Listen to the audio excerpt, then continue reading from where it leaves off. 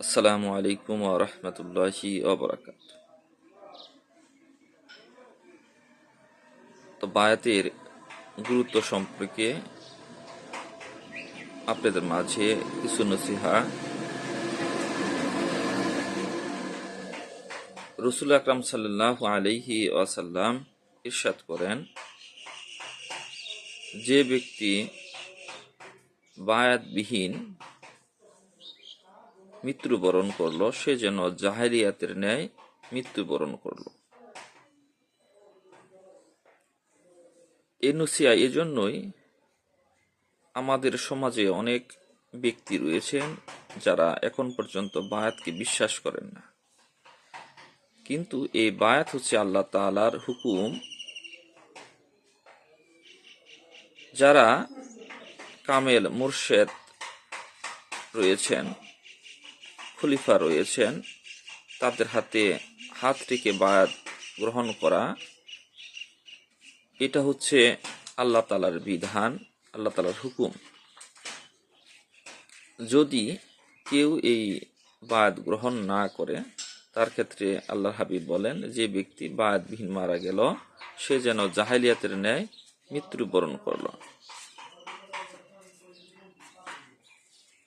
এ প্রসঙ্গে একটি হাদিস যদি আপনাদের মাঝে ব্যক্ত করি, গুরুত্ব বোঝাতে যেয়ে।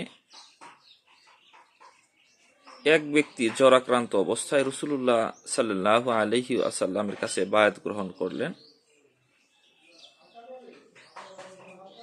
এবং সে পরবর্তীতে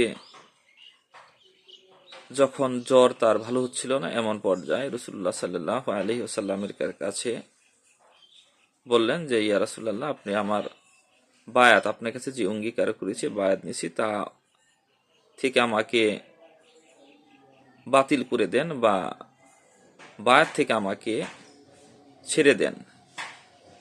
এমন ভাবে আল্লাহ হাবিব সাল্লাল্লাহু আলাইহি ওয়াসাল্লামের কাছে 3 বার প্রার্থনা করা হলো। এক পর্যায়ে সেই ব্যক্তি, যখন আল্লাহর হাবিব সাল্লাল্লাহু আলাইহি সাল্লাম এই বায়াত বাতিল না করার কারণে সেই ব্যক্তি একবার রাগান্বিত হয়ে চলে গেলেন।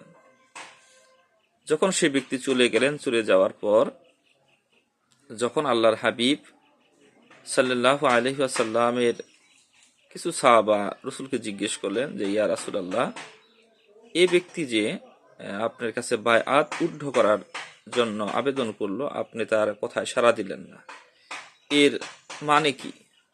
তখন আল্লাহর হাবিব সাল্লাল্লাহু আলাইহি ওয়াসাল্লাম বলেন যে, এর মানে হচ্ছে এই যে আল্লাহ তাআলার বায়াত যখন কেউ গ্রহণ করে, আল্লাহ তাআলা তার অন্তরে যে গুনাহ রয়েছে, আল্লাহ তাআলা সেটাকে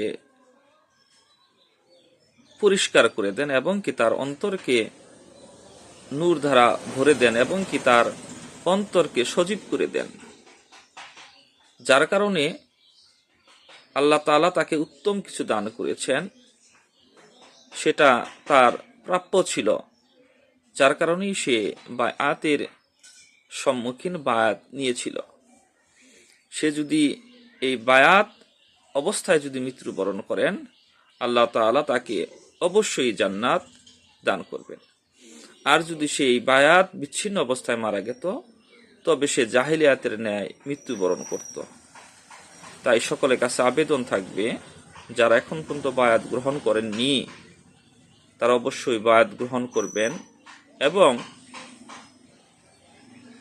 বায়াত গ্রহণ করার পাশাপাশি পীর বা মুর্শিদের আদেশ উপদেশ যথাযথভাবে পালন করবেন ইনশাআল্লাহ। সকলেই ভালো থাকবেন। আসসালামু আলাইকুম ওয়া রাহমাতুল্লাহি ওয়া বারাকাতুহু।